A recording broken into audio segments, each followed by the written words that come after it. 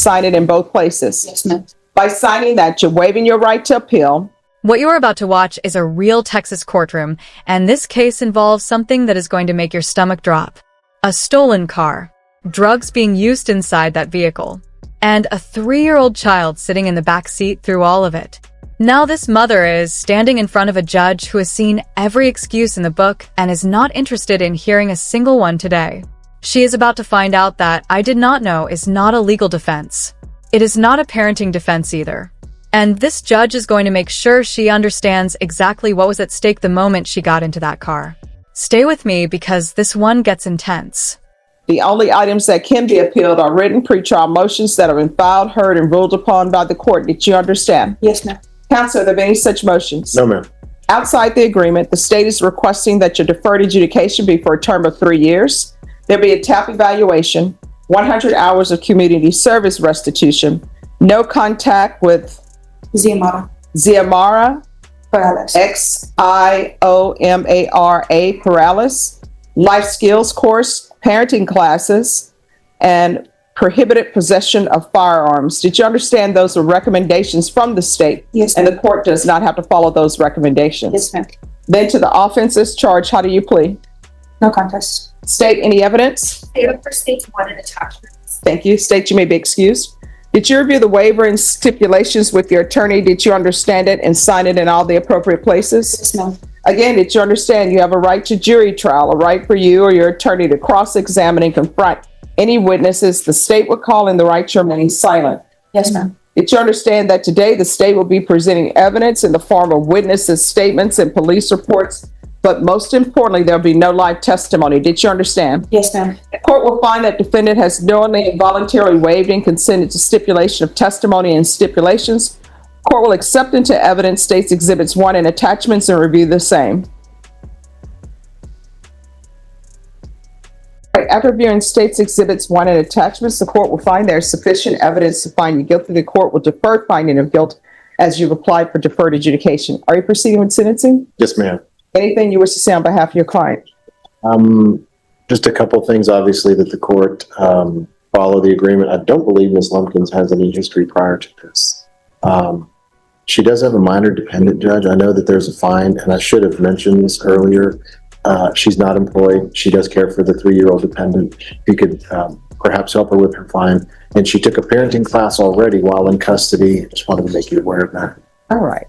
Stop right here, because this is a critical legal moment that most people completely miss. CPS did not close this case because the situation was resolved. They closed it because she signed over temporary rights to her mother. That is a technicality, not a solution. In family law courts, judges see this exact move all the time. A parent gets into trouble, signs over rights to a relative, CPS steps back, and then quietly that parent returns to the home and resumes care of the child as if nothing happened. This judge recognized that pattern instantly. She is not going to allow this case to become another statistic where the paperwork says one thing and the reality says something completely different. Watch how she handles this. So you have a 3-year-old dependent? Yes, ma'am. But I signed over my temporary rights to my mother as long as myself. Okay. And I'm assuming Child Protective Services is involved? They were involved, but they closed the case as soon as I signed over the rest of my mother. All right. So I'm telling you all, what's the child's name? Okay, I need everyone to pause for a second because this just took a turn nobody expected. The judge just told this woman point blank that donating plasma is technically not employment. And she is absolutely right. $60 to $75 every few weeks is not a job, that is a survival strategy. But then in the very next breath, this judge starts talking about never having eaten at Babe's Fashions restaurant and wondering if she should bring her pigtails in for the kids' eat-free deal. Only in a Texas courtroom do you get a felony sentencing hearing and a casual dining recommendation in the same 5 minutes. But do not let the humor distract you, because underneath all of this, the judge is actually building a very clear picture of this woman's life, and it is not looking good. Roman Lumpkins, RHOMENLUMPKINS. And his middle name is Connor, CONNER. So it's Roman Connor Lumpkins? All right, so it appears to the court that the only reason why Child Protective Services is not in her life is because she signed over rights to her mom. Yes. So I'm not going to do this thing where you signed over your rights to your mom and then you go back and say, let me take my child back. Oh, well, I'm going to make sure that doesn't happen with conditions.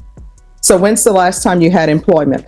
Last time I had employment was about 6 months before I got incarcerated. I was donating plasma to help keep keeping my benefits and as well as giving my son clothes and shoes that he needs.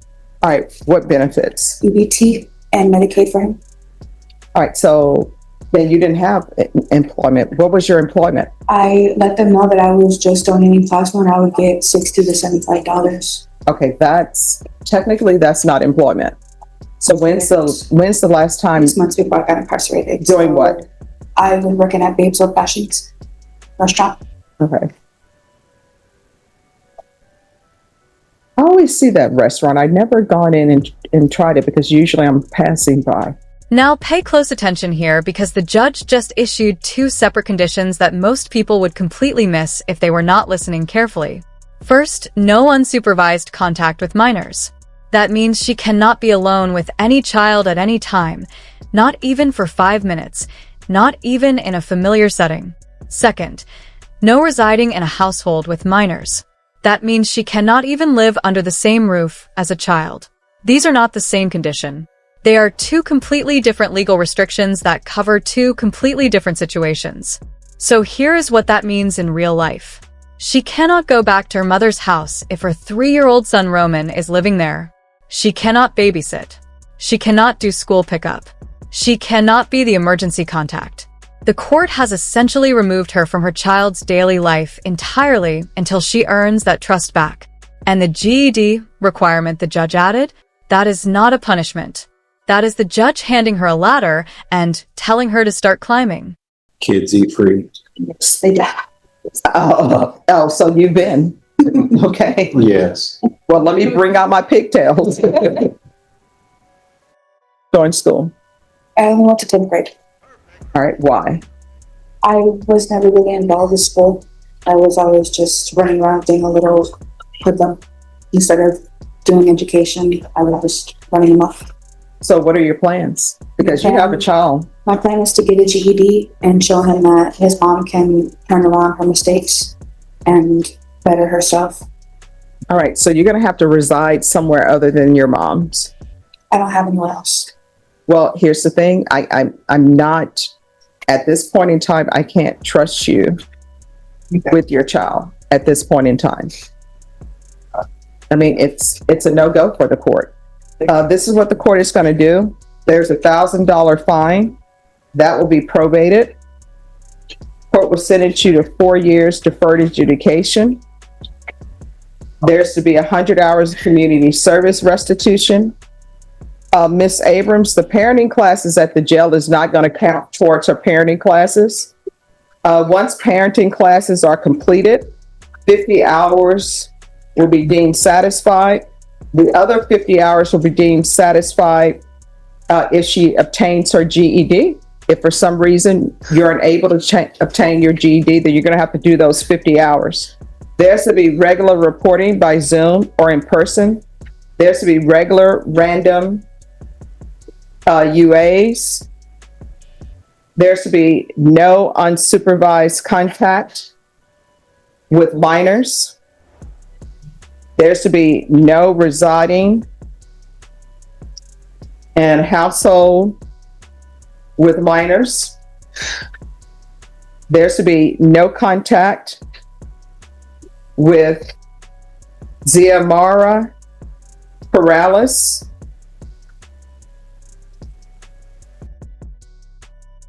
Course consideration 2025 PF 25148. 2025 AL 006849. The following will be done in custody.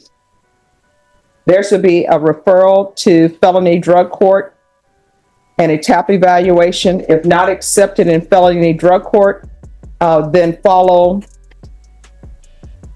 TAP recommendations, and field visits one time per month until further notice, or that can change if she's accepted in felony drug court, because they will do their own field visits. Check. I'm sorry, what? How many months for field visits? Until further notice. Yeah. All right, Ms. Abrams, is there anything else? Thank you. There's to be proof of employment within 45 days of release. There's to be no employment as a home health care provider or with minors. And what I can tell you, because you don't have custody of your child is not with you, so those benefits should stop for you. Yes, ma'am. Did you read the document entitled Trial Court Certification of Defendant's Rights to Appeal with your attorney? Did you understand it and sign it? Because it's plea bargain agreement, because I followed your plea bargain agreement, and because you waived your right to appeal, you do not have the court's permission to appeal. We can go off the record. Here's the thing. That 3-year-old can't even fend for themselves. That 3-year-old is 100% dependent upon you. And what did you do? You drove in a vehicle that was stolen with this Perales person. And then not only that, you all are doing drugs in the car. There's drugs in the car. And let me just tell you, stinks to high heaven. We had a case in this courtroom where someone brought in, and it took us forever to get that sent out of the courtroom. And you driving around with a 3-year-old, impacting their brain cells. In my defense, she didn't let me know that the car was stolen. And Here's the thing, there's no defense. There's no defense to driving around in a vehicle. And let's say you didn't know it was stolen. In your bag, she's driving away with drugs. You can't tell me that you don't know the people you hang around with. How long had you known her?